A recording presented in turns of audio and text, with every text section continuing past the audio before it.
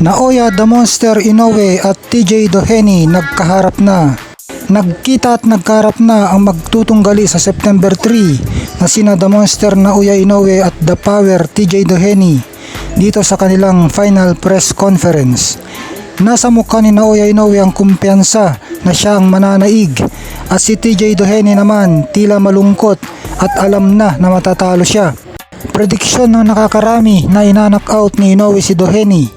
Hindi pa nananakaut si Doheny sa kanyang karera, kaya tignan natin kung magagawa ba ito ni Japanese Monster. Ayon kay Australian-based Irish-born TJ Doheny, nagagawa daw siya ng kasaysayan sa pagtalo sa isa sa pinakamahusay na boksingero sa kasalukuyan na si The Monster. Ayon din sa may hawak kay Doheny na si Sean Gibbons, nagugulatin daw ni Doheny si Inoue. Kukuyugin umano ni Doheny si Inoue. Wala pang talo si Doheny sa laban niya sa Japan.